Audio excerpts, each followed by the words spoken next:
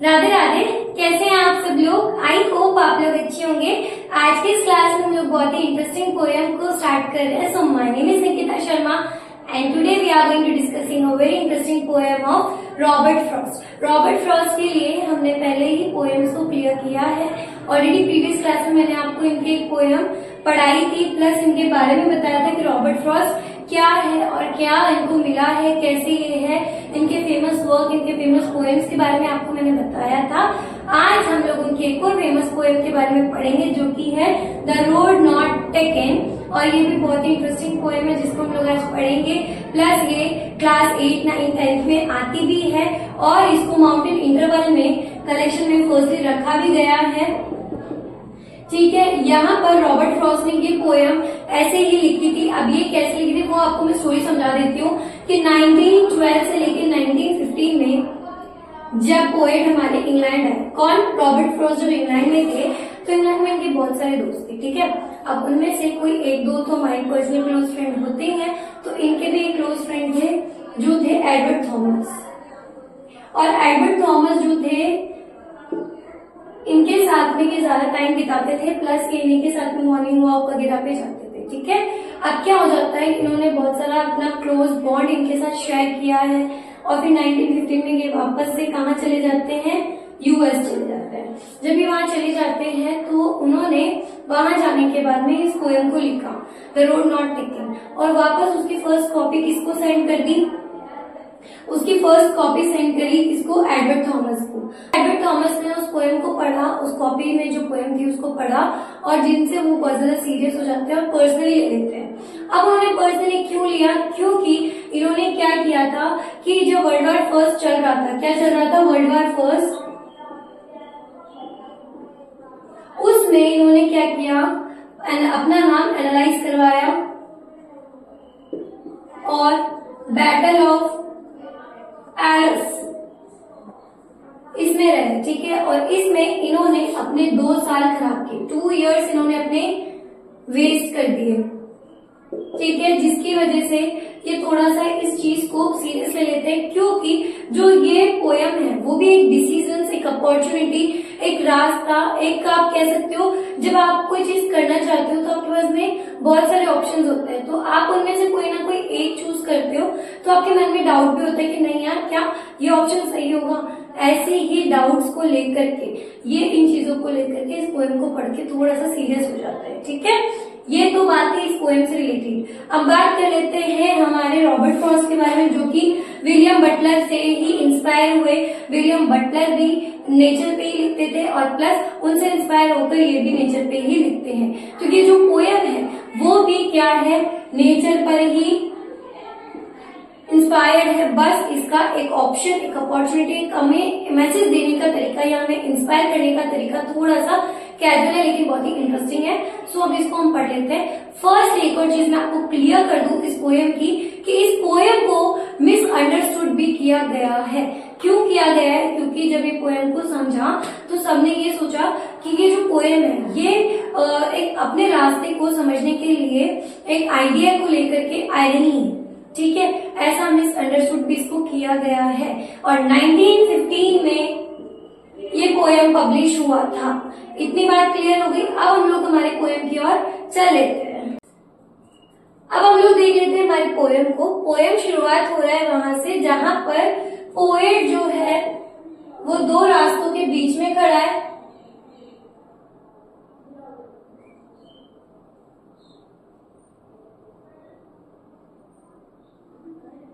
और वो यहां से देख रहा है कि उसको इधर जाना है कि इधर जाना है। वो दोनों ही रास्तों को बहुत देर तक देखता है और उसके बाद में डिसाइड करता है कि उसको किधर की साइड जाना चाहिए। सो फर्स्टली देख लेते हैं। 2 roads diverge in a yellow wood and sorry I could not travel both। वो बोलता है 2 roads diverge। diverge का मतलब होता है दोनों अलग होना। ठीक है, अलग होना। यहाँ से दोनों के दोनों रास्ते जो है वो अलग हो रहे हैं। ठीक है, वो इसको बता रहा है कि दोनों जो रास्ते हैं वो अलग हो रहे हैं। प्लस वो ये भी बोल रहे हैं येलो वुड पे। येलो वुड कब होती है? जब पतझड़ का मौसम आता है तब। तो वो कहते हैं कि इस रास्ते पर जो हमारा वुड है, वुड मतलब जंगल, फॉरेस्ट, क्या यहाँ पर फॉरेस्ट की बात हो रही है सॉरी, यहाँ फॉरेस्ट की बात हो रही है तो बोल रहे हैं कि यहाँ पर दो रास्ते बट रहे हैं, ठीक है। And sorry I could not travel both, माफ करना मैं दोनों पे नहीं जा सकता हूँ। एंड इट्स क्लियर कि एक इंसान एक बार में एक ही काम कर सकता है, वो दोनों रास्तों पे एक साथ नहीं जा सकता है, ठीक है। उसमें उसको एक या तो ये या फिर ये चूज करना ही पड़ेगा, ठीक है। And be one traveller long I stood, और वो रीजन देते हैं कि मैं अकेला हूँ, ट्रैवलर मैं अकेला ही हूँ, तो मैं दोनों पर नहीं जा सकता हूँ। Long I stood and look down one as far as I could, और मैं क्या करता हूँ, एक जगह खड़ा होता हूँ और दूर तक जहां तक मेरी नजर जा रही है मैं वहां तक देखता हूँ, ठीक है। वो वहां तक उस रास्ते को निहारते हैं, देखते हैं, ठीक है। To where it bend in the underground, जहां पर वो रास्ता खत्म हो रहा है वो डेंस फॉरेस्ट नजर आ रहा है, बहुत ज्यादा जो है वहाँ पेड़ पौधे नजर आ रहे हैं और बहुत ही डेंसी सा वो लग रहा है, ठीक है, घना ज्यादा है वो, ठीक है।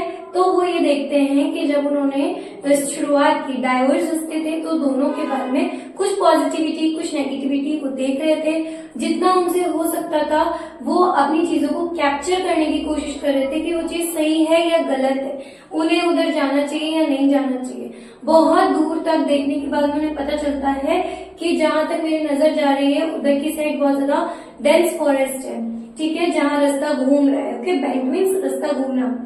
Then to be other as fair, और उस कंडीशन में मैं अपने हिसाब से, पोएट अपने हिसाब से दूसरा वाला रास्ता चूज करता हूँ जहां पर कभी भी लोग ट्रैवल नहीं करते थे, ठीक है। And having perhaps the better claim, that's यहाँ पर शायद के लिए बोल रहा है कि जो रास्ता मैंने चूज किया, मतलब दो रास्ते थे जिनमें से उन्होंने दूसरा वाला रास्ता चूज किया, तो वो कहते हैं कि शायद जो रास्ता मैंने चूज किया है वो बेटर होगा मेरे लिए, because it was grassy and wanted wear. वो यहाँ पर बताते हैं कि जो रास्ता मैंने चूज किया था, जो पोएट ने रास्ता चूज किया था वो बहुत ज्यादा ग्रासी था, वहां पे बहुत सारी घास फूस उगी हुई थी, बहुत सारा जो मतलब एरिया था, रास्ता था वो पूरा घास से ही क्या था, भरा हुआ था, डेंस था एंड वांटेड वेयर, और वहां पे ऐसा लग रहा था जैसे कभी कोई जाता नहीं था। उस रास्ते को बहुत कम लोगों ने क्या किया था, चूज किया था, और वहां पर कम लोग ही जाते हैं, तो इसलिए वो कह रहे हैं कि कम लोग जाते हैं, तो हो सकता है एक बेटर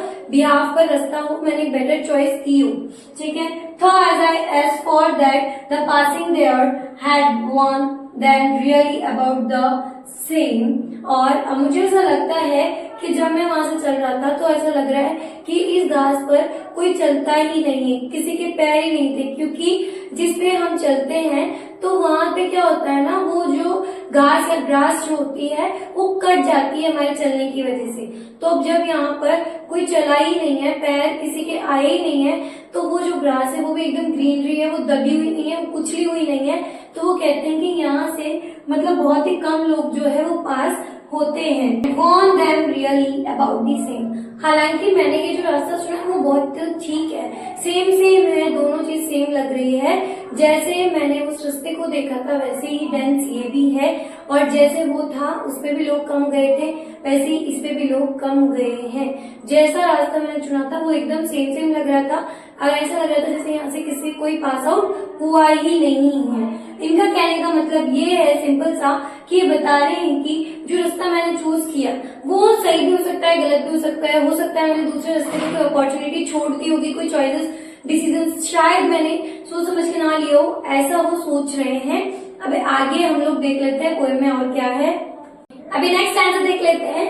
एंड वो दैट मॉर्निंग इक्वली बाय, यहाँ पर वो कहते हैं कि जो सुबह है, जो रास्ते हैं वो एकदम सेम है, दोनों चीजें एकदम बराबर है, सेम है, इक्वल है। And leaves no step at रोडन ब्लैक, ऐसा लग रहा है जैसे इन पत्तियों पर कोई चला ही नहीं है, ये एकदम हरी की हरी है, एक भी कुचली हुई नहीं है, कोई उस पर अपने फीट या फुट रख करके नहीं चला है जिसकी वजह से वो ब्लैक हो जाए या मुरझा जाए, ठीक है, उनका कलर फेड हो जाए, ऐसा लग ही नहीं रहा है क्योंकि वहां पर कोई गया ही नहीं है।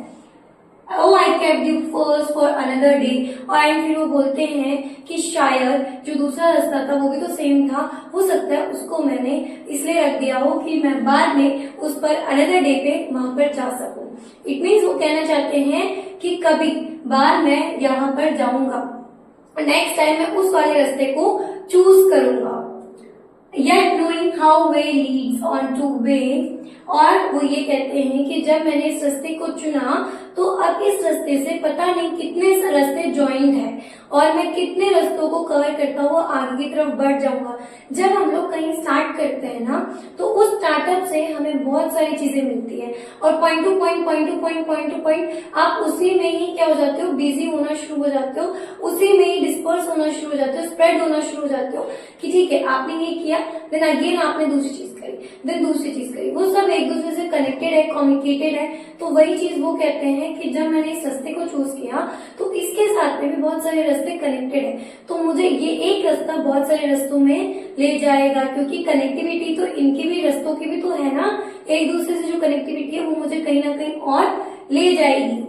आई doubted if I should ever come back. फिर वो कहते हैं शायद मुझे डर लगता है क्या मैं वापस इस रास्ते पे आ पाऊंगा, क्योंकि जहां से मैंने शुरू किया है वो रास्ते मुझे कहीं और ले जाएंगे और क्या मैं वहां पे भटक जाऊंगा, क्या मैं दोबारा यहाँ आ पाऊंगा। मीन्स वो यहाँ पे कहते हैं कि जो भी आप चूज करते हो वो एक बार करते हो तो कोई पता नहीं है कि आप वापस उस जगह आ पाओ। ठीक है, जब आप कोई डिसीजन लेते हो तो उसके साथ में बैड और गुड थिंग्स आते ही है, तो कहीं ना कहीं आप उस जगह से लीव होकर के दूसरी जगह पे चले ही जाते हो। लास्ट स्टैंजा में पोएट जो है वो फ्यूचर की बात करते हैं, जो व्यू पॉइंट उन्होंने चीजों में रखे थे अब उन्हीं को लेकर के वो फ्यूचर में डिस्कशन करते हैं या किसी को बताते हैं या शेयर करते हैं। तो क्या बोलते हैं, I shall be telling this with a sigh. वो कहते हैं साई का मतलब आ भरना, तो वो ये कहते हैं कि मैं शायद आ बढ़ता हुआ ये चीज कहूंगा, somewhere ages and ages hence, कहीं पर बैठा हुआ जब मुझे एजेस हो जाएंगे, जब मेरी उम्र निकलेगी, two roads diverse in a wooden I, जब एक बार मैं जा रहा था तब दो रास्ते बट रहे थे। ये जो दो रास्ते बट रहे थे कहाँ पर, जंगल में, फॉरेस्ट में, तब मैंने आई टुक दी वन लेस ट्रैवल्ड बाय, तब मैंने ऐसा रास्ता चूज किया जहां पर लोग कम गए हों। कुछ लोगों ने उस रास्ते को चुना और कुछ लोगों ने नहीं चुना, मतलब कि जो लोग वहां जाते थे, जिस रास्ते को सबसे कम चुना गया था उस रास्ते पे मैंने ट्रैवल किया, मैंने उसको चूज किया फॉर जस्ट बिकॉज ऑफ कि मैं एक बेटर अचीवमेंट हासिल कर सकूं। ठीक है, and that has made all the differences. और उस दिन उस रास्ते को चेंज करने के बाद में मेरी पूरी जिंदगी बदल गई। यहाँ पर पोएम जो है वो एंड हो जाता है। यहाँ पर पोएम में ये इंटरेस्टिंग फैक्ट है, वो ये बोलते हैं कि हम लोग क्या करते हैं, इनकम्प्लीट इंफॉर्मेशन लेकर के डिसीजंस ले लेते हैं और बाद में वो हमारे लिए बहुत ही पेनफुल होते हैं। और ये हम सबके साथ होता है कि लाइफ में सडन चेंजेस होना इम्पोर्टेंट होते हैं, वो सबके साथ होता है। लाइफ में कभी भी आपके पास में वन ऑप्शन नहीं होता है, you have many options, you have two options, you have both option, whatever you are taking at that time, okay, whatever you are taking on that time, you have to be choose one, okay, you have to choose one point or one opportunity, whether it is right or wrong or it is beneficial or not। आपको सिर्फ और सिर्फ एक ही रास्ता choose करना है, ये आपको पता होता है। ठीक है, अब वो सही है गलत है वो आपको खुद को जज करना पड़ता है। अगर आपने एक सही रास्ता चूज किया तो वो आपके लिए सही होगा। अगर मैं सपोज बात करूं, एक स्टूडेंट है, उसने 10th पास आउट की और अब उसने क्या कर लिया, आर्ट्स ले ली, ठीक है, या फिर कॉमर्स ले ली। कॉमर्स फील्ड से उसने अच्छे से सब कुछ कर लिया है ना, उसने बीकॉम वगैरह कर ली, सब कुछ हो गया। अब उसके बाद में वो बोल रहा है कि मैं डॉक्टर बनूंगा, ठीक है, तो अब क्या वो सब कुछ करने के बाद में साइंस फील्ड में आकर के वो ही अपना जो जुनून है, वो पैशन है, वो दिखा सकता है? नहीं दिखा सकता है, क्योंकि उसकी जो स्टार्टअप थी वो कुछ और थी, अभी वो कुछ और है, वो डिस्पर्स हो चुका है और अब वापस से उस जगह आने में, उस चीज को स्टार्टअप करने में he wants many more time, उसे बहुत सारा टाइम चाहिए उसको स्टार्ट करने के लिए।